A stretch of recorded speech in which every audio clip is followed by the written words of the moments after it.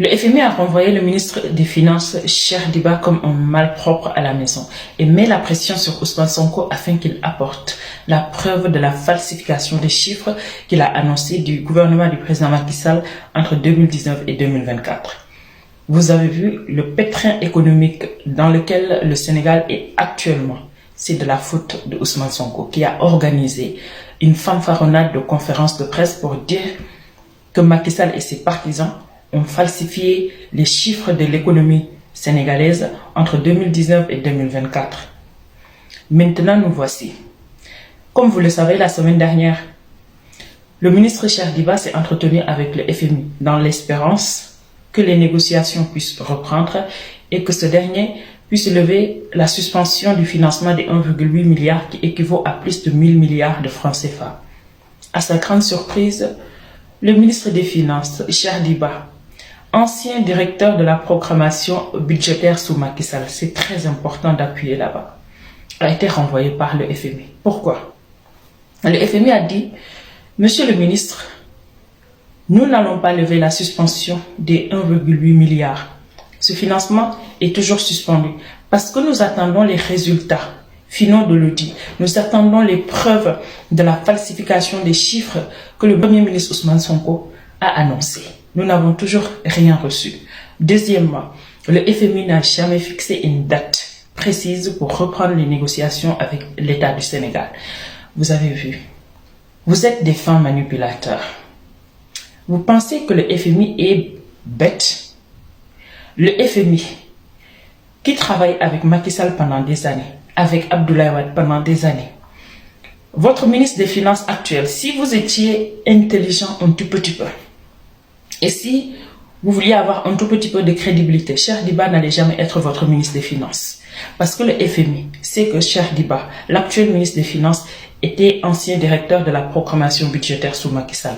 Ce même ministre aujourd'hui, vous avez accusé son gouvernement d'hier d'être des falsificateurs de chiffres et vous l'envoyez pour qu'il aille négocier afin que le FMI lève la suspension de votre financement. Vous avez vu, quand je vois des gens dire que oui, Ousmane Sonko est sur le chemin de la transparence. Quelle transparence? Vous êtes hypocrite. Ce n'est pas une transparence. Une transparence déguisée avec une vengeance. Maintenant, ça se répercute sur l'État du Sénégal. Depuis quand vous avez annoncé la falsification des chiffres? Jusqu'à présent, vous n'avez pas pu apporter des preuves au FMI et il suspend ce financement. Vous n'avez pas de moyens financiers pour financer vos programmes. Vous êtes dans le marché de l'UEMOA en train d'emprunter de l'argent comme pas possible. Juste parce qu'il y a une vengeance derrière cette soi-disant transparence où vous avez annoncé des falsifications de chiffres que vous ne pouvez pas apporter la preuve. Regardez dans le pétrin où vous avez mis le Sénégal économiquement.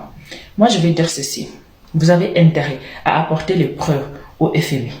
Sinon, si le FMI continue à suspendre son financement jusqu'à la fin de votre mandat et qu'il y ait un nouveau gouvernement qui arrive, vous serez poursuivi pour haute trahison parce que c'est de votre faute. Si vous annoncez quelque chose, vous devez apporter la preuve. Surtout que vous êtes l'État. Vous avez à votre disposition tout pour fournir ces preuves. Vous attendez quoi? Vous pensez que vous êtes intelligent? Vous pensez que vous disposez plus d'informations que le FMI sur ces financements qu'il faisait avant? On est là, on regarde. On vous attend. Le Premier ministre congolais en visite au Sénégal a confirmé publiquement la suspension du contrat d'affermage entre la Sopelec du Congo et la Sénélec du Sénégal. Le Premier ministre du Congo n'a pas voulu entrer en détail en public sur les raisons qui ont poussé l'État congolais à suspendre ce contrat. Il a juste parlé de réglages qui doivent être faits encore. Rien de plus. De l'autre côté, on voit une population congolaise et des travailleurs de la Sopelec qui manifestent parce qu'ils sont mécontents par rapport à ce contrat.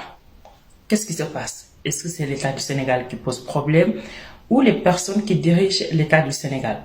Moi, je dirais que ce sont les personnes qui dirigent l'État du Sénégal. Nous l'avons constaté tous. Depuis l'avènement de Pastef au pouvoir, le Sénégal a du mal à exécuter certains contrats. J'ai entendu Ousmane Sonko dire que 90% de la Sénélec appartient au Sénégal. Mais moi, j'aimerais poser la question, à quoi ça sert Réellement, c'est 90% si aujourd'hui, le Sénégalais paye très cher l'électricité.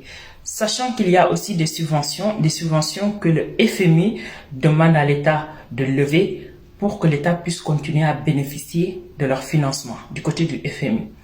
Si aujourd'hui, le Sénégal est incapable de fournir de l'électricité qui n'est pas chère à la population sénégalaise, vous pensez que c'est au Congo que ça va changer? Non. S'il y a cette concession, est-ce que l'électricité ne sera pas plus chère au Congo? Dans tous les cas, il faudrait que l'État congolais essaye de voir qu'est-ce qui arrange au mieux sa population. On ne signe pas un contrat juste pour signer un contrat. Si chaque pays voit ses intérêts, tant mieux signer le contrat. Mais si c'est au détriment du Sénégal ou au détriment du Congo, il ne faudrait pas que ce contrat soit signé. Avec ce nouveau gouvernement, on a énormément de problèmes avec des partenaires. On a beaucoup de difficultés d'exécution de contrats. Ça se comprend. Ce sont des nouveaux à la tête de l'État. Ils ne comprennent pas comment ça marche. Malheureusement, ils ne demandent pas des conseils.